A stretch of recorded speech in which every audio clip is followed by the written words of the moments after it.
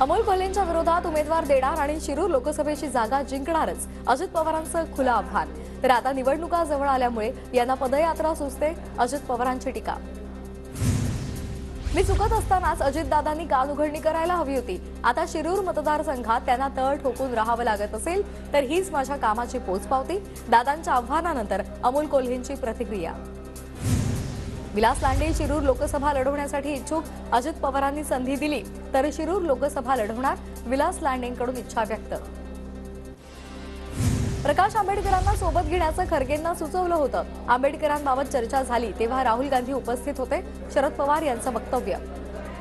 प्रकाश आंबेडकर आणि आमच्या भूमिकेमध्ये फरक नाही, प्रकाश आंबेडकरांसोबत जागा वाटपासंदर्भात चर्चा सुरू, लवकरच महाविकास आघाडी आणि वंचितच्या नेत्यांची बैठक होणार, राऊतांची माहिती। प्रकाश आंबेडकरांनी केव्हाही यावं, त्यांचं रेड कार्पेट टाकून स्वागत करू, संजय शिरसाट यांच्याकडून प्रकाश आंबेडकरांना महायुतीमध्ये येण्याची ऑफर।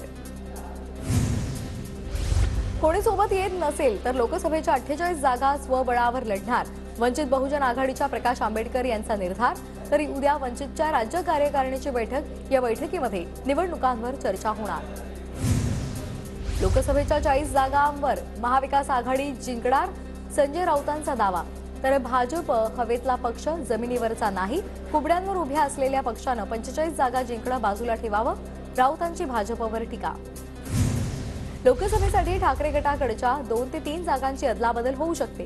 लोकसभा आणि विधानसभेसाठी जागा वाटपाचा फॉर्म्युला निश्चित, ठाकरे गटाचे खासदार विनायक राऊत यांची माहिती। विरोधकांकडे पंतप्रधान पदासाठी मोदींविरोधात कुणाचा पर्याय, अजित पवारांचा सवाल। येत्या काळात महायुतीच्या बाजूने वातावरण झुकवण्यासाठी प्रयत्न करणार, लोकसभेच्या जागांवरून अजित पवारांचं वक्तव्य। पदयात्रा नाही, संघर्ष यात्रेमधून आम्ही लोकांमध्ये जातो, अजित पवारांच्या संघर्ष यात्रेच्या टीकेवर रोहित पवारांचं प्रत्युत्तर। लोकांमध्ये जाणं हे महत्त्वाचं वाटत नसेल तर तो त्यांचा प्रश्न, नाव न घेता दादांवर टीका। प्रत्येकाला निर्णय घेण्याचा अधिकार, आज कोणी काही केलं असेल तर त्यावर तक्रार करण्याचं कारण नाही, अजित पवारांच्या बंडावरच्या वक्तव्यावर शरद पवारांचं उत्तर। मुंबईतलं आंदोलन हे सर्वात मोठं आणि शक्यतो शेवटचं आंदोलन असेल, मुंबईमध्ये आपली व्यवस्था आपल्यालाच करावी लागणार, मनोज जरांगेंनी सांगितला मुंबईतील आंदोलनाचा प्लॅन। मुंबईमध्ये येण्यापासून आम्हाला अडवू नये, मराठा आंदोलकांना त्रास देऊ नका, हे पत्रकार परिषद घेऊन सांगा, मनोज जरांगेंचं देवेंद्र फडणवीसांना आवाहन। मुलाच्या नावापुढे आईचं नाव लावा असं म्हणता, मग आईची जात का नको? बारामतीमध्ये अजित पवारांनी कार्यकर्त्यांना केलेल्या आवाहनानंतर मनोज जरांगेंचा अजितदादांना सवाल। दिलेलं आव्हान भुजबळ का स्वीकारत नाहीत? दारूला हात लावला असेल तर जिवंत समाधी घेणार आणि काही निघालं नाही तर भुजबळांना जिवंत समाधी घ्यावी लागेल, जरांगे पाटलांचं भुजबळांना आव्हान। मंत्री छगन भुजबळ यांच्या विरोधात मराठा आंदोलक आक्रमक, नाशिकच्या निफाड तालुक्यातील भरवसा फाट्याजवळ भुजबळांना काळे झेंडे दाखवण्यात आले। कुस्ती महासंघ बरखास्तीचा निर्णय आधीच घ्यायला पाहिजे होता, नवीन कुस्ती महासंघ बरखास्त केल्यानंतर शरद पवारांची केंद्र सरकारवर टीका। मोदी अजितदादांचं ऐकत असतील तर त्यांनी जनतेचे प्रश्न मांडावे, अजित पवारांनी मोदींकडून आरक्षणाचा प्रश्न मार्गी लावावा, अजित पवारांच्या टीकेवर सुप्रिया सुळेंचं उत्तर। राम मंदिर भाजपची प्रॉपर्टी आहे का? राम मंदिरासाठी पहिली देणगी शिवसेनेनं 1 कोटींची दिली, अयोध्येचा सातबारा श्रीरामांच्या नावावर, भाजपच्या नावावर नाही, संजय राऊतांचा घणाघात। रामलल्लावर कडवट हिंदूंचा अधिकार, अयोध्येच्या सातबाऱ्यावर समस्त हिंदू समाजाचं नाव, नितेश राणेंचं संजय राऊतांना उत्तर। खाल्ल्या ताटामध्ये घाण करणारी शिंदे आणि अजित पवार गटाची औलाद, ठाकरे गटाचे खासदार विनायक राऊत यांची जोरदार टीका। मुंबई लुटायचं काम भाजपनं शिंदेंच्या माध्यमातून सुरू केले, बीएमसीच्या 92,000 कोटींच्या ठेवींमधून 12,000 कोटी खर्च केले, ठाकरे गटाचे खासदार विनायक राऊत यांचा गंभीर आरोप। सरकारनं राज्याची तिजोरी साफ केली, तिजोरीकडे लक्ष जायला नको म्हणून 2 समाजांमध्ये भांडणं लावली, विजय वडेट्टीवार यांचं राज्य सरकारवर टीकास्त्र। ठाकरे गटाचे आमदार राजन साळवी यांच्या कुटुंबियांना एसीबीची नोटीस, राजन साळवी यांचे भाऊ, बहिणी आणि पुतण्याला एसीबीची नोटीस। सुधाकर बडगुजर यांच्यासह 19 जणांची आज पुन्हा चौकशी। सुधाकर बडगुजर यांच्या वकिलांसह पोलिसांच्या प्रश्नांची उत्तरं ते देणार आहेत। काही गोपनीय साक्षीदारांचा सुद्धा पोलीस जबाब नोंदवणार आहेत। कोल्हापूर जिल्ह्याच्या राजकारणात नवीन गट्टी। पोलीस दलाला हस्तांतरित केलेल्या वाहनांच्या सोहळ्यासाठी धनंजय महाडिक आणि हसन मुश्रीफ बनले सारथी। हसन मुश्रीफांची महाडिकांसोबत बुलेटस्वारी। जळगावच्या ठाकरे गटाच्या प्रमुखांचा पदाधिकाऱ्यांसोबत शिंदेंच्या उपस्थितीमध्ये शिवसेनेमध्ये प्रवेश। वर्षा निवासस्थानावर पक्षप्रवेश सोहळा संपन्न।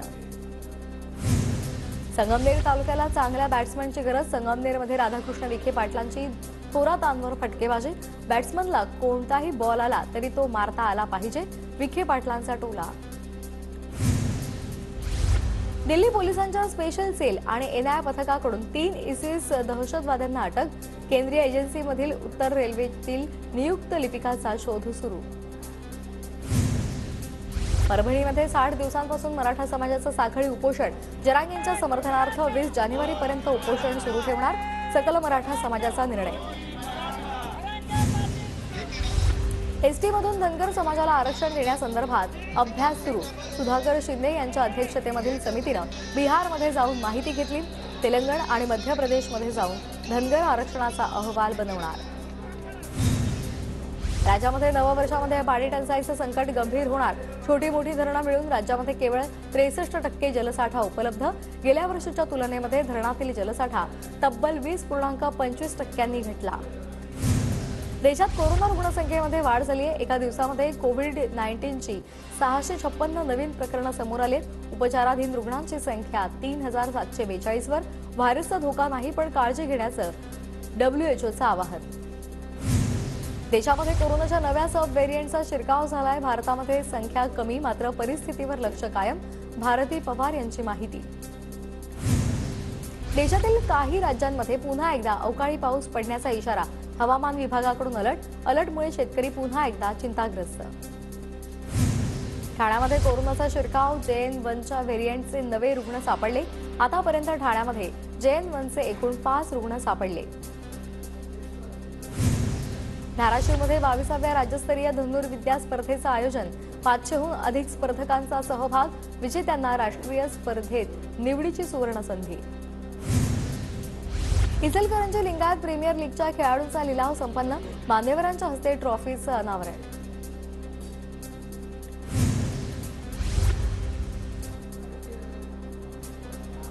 सातारा पुणे महामार्गावरील किल्ले प्रतापगडाकडे जाणाऱ्या अरुंद रस्त्यावर वाहतूक कोंडी। सलग सुट्ट्यांमुळे राज्यभरातून नागरिकांचा प्रवास। लासलगाव कृषी उत्पन्न बाजार समितीमध्ये कांद्याच्या बाजारभावात 60% घसरण। लाल कांद्याचे कमाल बाजारभाव 1800 रुपयांच्या आत। कांदा उत्पादकांच्या चिंतेत वाढ। चंद्रभागेतील अवैध वाळू उपशाविरोधात वारकरी संप्रदाय आक्रमक। चंद्रभागा वाळवंटाची पवित्रता जपण्यासाठी वाळवंट मिलिटरीच्या ताब्यात द्या। शिवसेनेच्या भक्ती शक्ती संवाद यात्रेमध्ये वारकऱ्यांची मागणी। कोल्हापुरातील यशवंत सहकारी बँक निवडणुकीच्या मतपेटीमध्ये ताईत आढळलेला आहे। अंगारा माखलेल्या ताईतावर उर्दू असा उल्लेख आहे। निवडणूक यंत्रणेतील कर्मचारी अवाक। वर्धा जिल्ह्याच्या कारंजा तालुक्यातील वाघोडा शिवारामध्ये दरोडेखोरांनी फार्म हाऊसवरचे 55 पोती सोयाबीन आणि सोन्याचा ऐवज पळवलाय। नांदेडमध्ये 12 ठिकाणी घरफोड्या करण्यात आलेल्या आहेत आणि त्या आरोपीला अटक करण्यात आली। 25,65,000चा मुद्देमाल जप्त करण्यात आलाय। अमरावतीच्या मोझरीमध्ये युवकांना 500 झाडांची संत्राबाग तोडली। अवकाळीमुळे संत्राबागाची गुणवत्ता कमी झाली आणि त्यामुळे व्यापाऱ्यांनी संत्र्याकडे पाठ फिरवली आणि त्यामुळे संकटात सापडलेल्या शेतकऱ्यांना हे पाऊल उचललं। जळगावच्या साक्रीमध्ये कांदा पिकामध्ये शेतकऱ्यानं मेंढ्या सोडल्या। कांदा 3 रुपये किलो दरानं। त्यामध्ये आता कांद्यावर अनेक रोगाचे प्रादुर्भाव होत असल्यामुळे शेतकऱ्याचा संताप। लातूरच्या 5,36,000 शेतकऱ्यांनी रबी हंगामाचा पीक विमा उतरवलेला आहे। जिल्ह्यामध्ये 4,29,000 हेक्टर जमिनीचा पीक विमा उतरवण्यात आलाय। धाराशिवमध्ये खरीप 2020 मधील पीक विमा रकमेवर व्याजाच्या नुकसानासाठी तक्रार याचिका दाखल। मूळ पीक विमा रकमेपैकी 168 कोटी न दिल्याचं उघड। वाशिममध्ये कापसाची भाववाढ होत नसल्यामुळे शेतकरी आर्थिक संकटात सापडलाय. कपाशीला कमीत कमी 10,000 दरवाढ मिळावा, शेतकऱ्यांची मागणी. सोलापूर जिल्ह्यामध्ये सोयाबीनच्या दरात मोठी घसरण. सोयाबीनच्या आवक मंदावलेली आहे, शेतकरी हवालदिल. बाजारामध्ये खाद्यतेलाच्या मागणीमध्ये घट झाली आहे. सोयाबीनची आवक घटून दर वाढत नसल्यामुळे शेतकऱ्यांना आर्थिक फटका.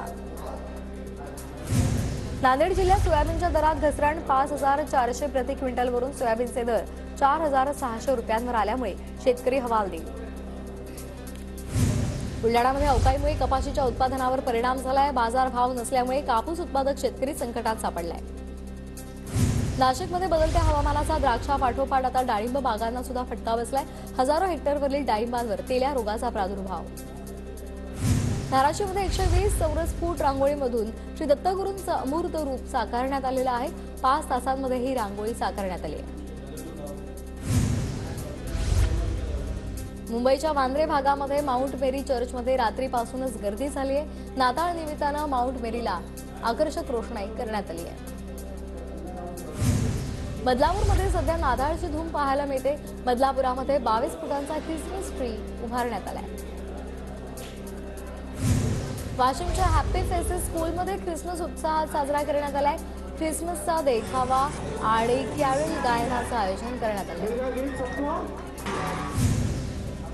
सोलापूरच्या माळशिरसमध्ये ग्लोबल इंग्लिश मीडियममध्ये चिमुकल्यांमध्ये नाताळचा सणाचा उत्साह पाहायला मिळाला. चिमुकल्यांना शैक्षणिक साहित्याचं वाटप करण्यात आलं.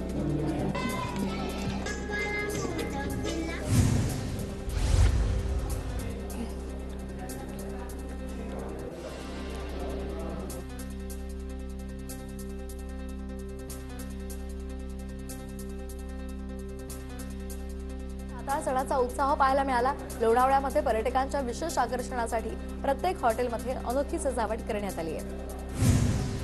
नाताळच्या पूर्वसंध्येला पिंपरी चिंचवडमध्ये आकर्षक विद्युत रोषणाई करण्यात आली.